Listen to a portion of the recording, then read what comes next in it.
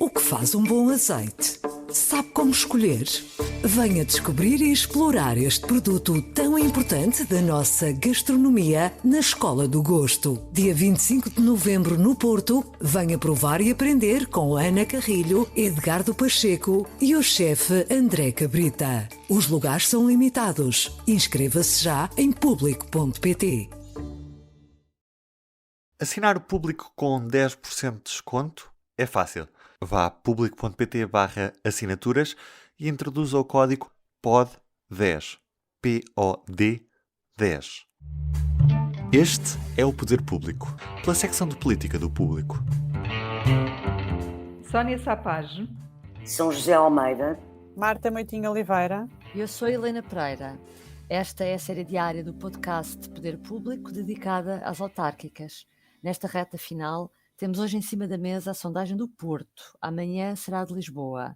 E o que é que nos diz esta sondagem do Porto? Em termos gerais, que Rui Moreira reforça a sua liderança em relação a 4 anos, que o PS cai 10 pontos percentuais e o PSD sobe 4. Sónia, começo por ti. Destes dados, o que é que consideras mais significativo?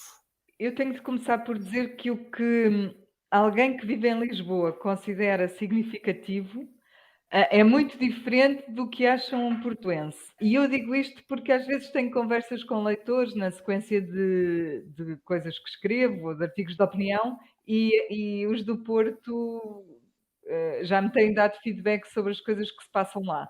E, por exemplo, para mim é muito significativo ter visto que um presidente que foi acusado e que vai ser julgado nestas autárquicas por um crime que, em última instância, até o pode levar a perder o mandato, para mim é significativo que ele esteja muito à frente das sondagens. E muito à frente das sondagens é mesmo muito à frente, porque são 20 pontos, ao ponto de garantir, claro, a maioria absoluta. Mas eu, na verdade, nem devia estranhar isto, porque voto em Oeiras, que é aquela Câmara governada por um presidente que já foi condenado e, enfim. Adiante. Bom, isso para mim é significativo, mas eu sei que para quem vive no Porto não é surpresa nenhuma ser ser Rui Moreira a ganhar. Mas para mim também é significativa a queda do PS. O PS nesta sondagem perde 10 pontos em relação a 2017 e eu acho que este resultado a confirmar-se vai ser uma das nuvens negras da noite eleitoral. E é a prova de que os eleitores penalizam processos mal conduzidos e que no Porto as segundas escolhas também são penalizadas, digamos assim. Já não me surpreende assim tanto o resultado do PST, que fica em terceiro e que não deixa de ser um mau resultado, claro, sabendo nós, ainda por cima, que aquela Câmara foi liderada por Rui Rio, que é do PST, e que Vladimir Feliz esteve na sua equipa e é uma aposta pessoal sua. O PSD melhora um bocadinho em relação a 2017, mas não pode ser considerado um resultado bom. Depois, há ali outras nuances que eu também considero significativas. A CDU melhorar o seu resultado, apesar de ter escolhido uma candidata que já foi candidata em 2017 e pronto, e outras vezes. E o Bloco de Esquerda não conseguir sair da cepa torta, porque o Bloco de Esquerda fica ali numa posição, perde supostamente uma ligeira votação. E eu não vou dizer mais nada porque há outras coisas que são significativas, mas que eu planeio ainda falar vamos durante continuar. a nossa conversa. Exatamente. São José, uma das coisas que a Sónia mencionava era realmente a questão do PS, que fica em terceiro lugar na sondagem. Em segundo, desculpa. Mas perde 10 pontos, quase 11 pontos percentuais. Achas que o PS estava a contar com este trambolhão? O que é que está a acontecer? É o tal processo mal conduzido, porque não era o primeiro nome não foi este, depois tiveram que arranjar um outro candidato à pressa. Achas que foi só isso? Olha, eu acho que o PS tem um problema grave no Porto, mas que não é só agora. Agora é mais uma manifestação desse problema, porque o PS tem a Conselhia do Porto, já que falámos disto, é a maior Conselhia do PS, mas muito à frente da segunda, que é Braga. Não é? Apesar disto, no Porto, deste Fernando Gomes, que Fernando Gomes saiu para dar o lugar a Nuno Cardoso, acho Nuno que era Cardoso, assim, Cardoso, e veio ser ministro de António Guterres no segundo governo de António Guterres. Desde então, o PS não conseguiu endireitar-se no Porto. E eu creio que é um problema que se tem agravado precisamente pelas guerras internas que há na Federação Distrital do Porto. Eu recordo que já aqui há 4 anos, em 17, a eleição do PS no Porto, a candidatura do PS no Porto foi muito complicada, porque Pizarro primeiro tinha feito um acordo com o Rui Moreira sem que o líder do partido e a direção nacional do partido soubessem que esse acordo existia. Depois aquilo foi uma atrapalhada completa, mas tiveram o resultado que tiveram. Agora voltámos a ter uma atrapalhada porque a direção nacional e o secretário-geral, de acordo com o que o público tem escrito, queria lançar o secretário-geral adjunto, José Luís Carneiro, como candidato à Câmara, que é uma figura nacional, embora já tenha sido líder da Federação do Porto em tempos, mas é uma figura nacional. E já foi presidente de uma Câmara, com sucesso na época, Baião.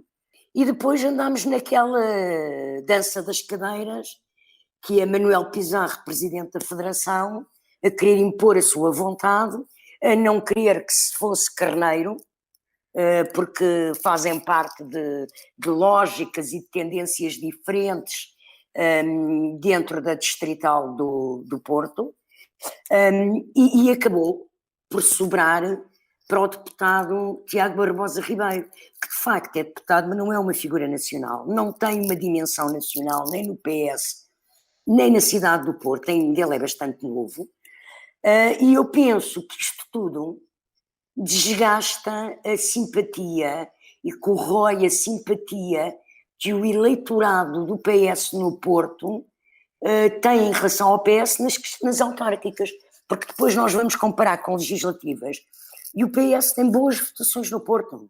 Há uma grande inegavelmente, diferença. Na cidade do Porto. Portanto, isso tem a ver mais com os tem a ver com que são escolhidos, com as pessoas. Com estes protagonismos excessivos, com as guerras da distrital, e de facto já é a segunda vez que Pizarro, pelas suas interferências no processo de escolha de candidatos do Porto, cria complicações, não é? Pronto. E desta vez pode ser uma humilhação para o PS. Sim, vai ser. Se tiverem a votação que a nossa sondagem dá, é mais que uma humilhação, não é? Marta, o Rui Rio e o PSD, por outro lado, segundo a sondagem público RTP, tem razões para ficar um bocadinho mais contente do que há 4 anos, mas só um bocadinho, porque sobe, mas mesmo assim não consegue sequer ficar em segundo lugar nas intenções de voto. Portanto, esta escolha de Rio também é um falhanço e só para brincar, nem a Marlene de Rui Rio de 2009, que voltou a aparecer nesta campanha, ajudou. Sim, é um bocadinho, mas é um bocadinho que nem sequer pode ser reclamado como uma pequena vitória ainda assim.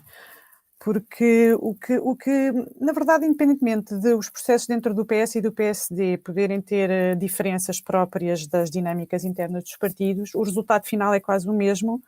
Não digo em relação ao número de votos, mas estou a dizer em relação à consequência. O que vai acontecer aqui, o que me parece vai acontecer, é que o PS e o PSD vão sair destas eleições no Porto, numa circunstância em que ganha um candidato independente, que vai para o seu último mandato, e, portanto, tanto o PS como o PSD têm um problema grave para resolver para as próximas eleições autárquicas, que é arranjar candidatos de peso que possam, e construir candidatos de peso a tempo de uma candidatura que seja sólida e consistente e que seja reconhecida no Porto, tenha dimensão no Porto e dimensão nacional, e que permita em 2025, quando houver novas eleições, que ou o PS ou o PSD acabem por conseguir voltar a liderar uma Câmara que já lideraram tanto um como o outro com bastante visibilidade, como falávamos aqui do caso do próprio Rui Rio e do caso de Fernando Gomes.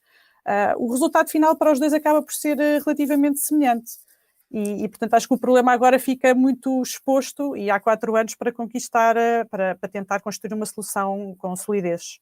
Rui Moreira é de facto uma personalidade curiosa, porque é um independente que consegue ter um bom resultado, está envolvido realmente num processo judicial. Segundo a sondagem, há aqui alguns dados a reter, porque consegue seduzir uma grande parte do eleitorado do Bloco de Esquerda, curiosamente. Tem uma grande fatia também do eleitorado, são jovens. E este é o terceiro mandato, como a Marta referia. Sónia, achas que Rui Moreira poderá, depois disto, ambicionar outros voos e quais? Olha, eu ainda em relação a isso que tu estavas a dizer, que tem a ver com o facto dele atrair, seduzir essa parte do eleitorado, outras partes do eleitorado, essa de facto é uma das, para mim, outra das coisas inesperadas, das conclusões inesperadas daquela sondagem. Eu não tenho informação suficiente para perceber e para me entrar na cabeça como é que, o que é que leva 27% das pessoas que em 2017 votaram no Bloco de Esquerda a votarem agora em Rui Moreira, porque é um dos pontos da nossa sondagem. Não sou suficientemente conhecedora daquela realidade, não percebo esta transferência de votos, mas para mim é de facto é mesmo surpreendente. Eu perceberia se transferissem para o PS ou para a CDU. Aliás, esse movimento existe normalmente Eu também não sei, mas arriscaria a dizer, há quem diga, pelo menos já li, que ele tem uma boa relação com os movimentos culturais da cidade. Será que poderá ter a ver com isso? Não sei, também não conheço suficientemente. Não, eu até estive a conversar com pessoas sobre isso, porque não é muito habitual, enfim, esta mudança não é muito habitual. E até me estavam a dizer que os grandes problemas que o Bloco detectou em 2017, que tinham a ver com a habitação, os problemas de acesso à habitação, a desertificação da Baixa do Porto, a massificação do turismo, tudo isso que eram coisas que o Bloco criticava em 2017 e, portanto, nas quais os eleitores se reviram, 4 anos depois estão ainda mais exageradas. A Baixa do Porto está mais vazia, há mais turistas, ou houve, fora de pandemia. Portanto, eu acho que eventualmente o que pode ter acontecido é em 2017 o Bloco ter ido buscar alguns votos a outras forças políticas, porque eu lembro que o candidato inicial era João Semedo, e João Semedo era de facto uma pessoa muito consensual no Porto. Ele depois acabou por não ser candidato por razões de saúde, mas penso que pode ter agradado a mais bloquistas. Enfim, seja como for, todo este cenário, toda esta questão que coloca Rui Moreira com 45%, Rui Moreira com 27% dos votos dos bloquistas, Rui Moreira sem um adversário à altura, é claro que lhe permite outros voos. E já se falou na questão de um partido, da criação de um partido, para dar voz aos independentes, até, coisa que ele rejeitou, portanto, creio que não vai por aí. Não tenho inside information, mas a coisa que se diz que ele mais quererá é ser o Pinto da Costa número 2. Portanto, não sei, provavelmente quer liderar o outro Porto a seguir à Câmara do Porto. E depois ficar lá assim uns 40 anos, como o Pinto da Costa. É um bom emprego, não se pode dizer que não. Não há limitação de mandatos, não é? Nos clubes. Ao contrário da política. São José, parece-me, não sei se estou enganada, mas parece-me que este caso Selminho, que é um caso grave, em que Rui Moreira é acusado de prevaricação e de perder eventualmente o mandato, não tem estado muito presente na campanha eleitoral. Eu pensei que poderia haver mais vezes essa acusação, que a oposição usasse mais vezes isso para atacar. Como é que vês? Tens a mesma sensação ou estou enganada? E o que é que se passa então no Porto? O caso Selminho não tem estado muito nem pouco, não tem estado na campanha. Mas eu acho que isso tem a ver com o perfil que a política portuguesa tem e a democracia portuguesa desde a sua fundação tem, que é um pacto de silêncio. Já fizemos um trabalho sobre isso até. O pacto de silêncio entre os políticos, de não haver exploração de acusações, de comportamentos ilícitos na política, porque um dia pode cair em cima do próprio telhado, não é? Se nós nos lembrarmos a forma como, por exemplo, António Costa geriu e separou e protegeu o PS do caso Sócrates e do caso Operação Marquês, nós vemos que não só o PS não discutiu o assunto, como também os opositores, os outros partidos. Ninguém nunca usou esse tema para questionar. Mas aqui não achas que aqui é um bocadinho diferente? Porque aqui estamos a falar... Não, é a mesma coisa. Na política não se usa casos de eventuais ilícitos no exercício da política, de acusações, de questões como mas Sócrates não é candidato a nada. E aqui não, mas está bem, mas pode ser usado. É o próprio. O princípio é o mesmo. Quando são questões de justiça, eles não mexem porque sabem que um dia lhes pode cair em cima, não é? Porque todos eles têm casos, todos os partidos, todos, o PS e o PSD, têm casos, não é? De autarcas que já tiveram processos também, não é? Por isso não falam, que é para não virem a ser também penalizados um dia mais tarde ou agora lembrarem de casos anteriores. Eu penso que é isso que está nessa base. Eu não tinha grande expectativa que o Carlos Social Milho fosse muito falado. De facto, penso que há um pacto de silêncio absoluto sobre o assunto. Principalmente, não sei, pelos partidos mais de esquerda que falavam muito nisso, não foi o PCP, que foi, por exemplo, quem levou mais vezes esse caso de discussão na Assembleia. Mas em campanha não usa. Em campanha não usa. Nem em campanha, nem em debates. Isso foi mesmo flagrante. É como se não existisse. É engraçado. Houve um ou outro que ainda se aventuraram a fazer uma outra referência, mas pode dizer-se que não é um caso de campanha. Marta, nos pequenos partidos, por exemplo, a CDU, como a Sónia referia, reforçou a votação em relação a 2017, segundo a sondagem, volto a sublinhar, enquanto o Bloco arrisca ser ultrapassado pelo PAN e pelo Chega. Parece que o Bloco corre o risco de ser irrelevante. Pois, o Bloco, eu acho que tem um bocado a ver com... Eu acho que foi a Sónia que referiu a questão de o candidato tradicional do Bloco às eleições no Porto era João Semedo e, de facto, ele tinha dimensão nacional. E o atual candidato, que se não me engano se chama Sérgio Aires, não tem esse reconhecimento a nível nacional e, pelos vistos, também não terá muito reconhecimento na cidade do Porto também.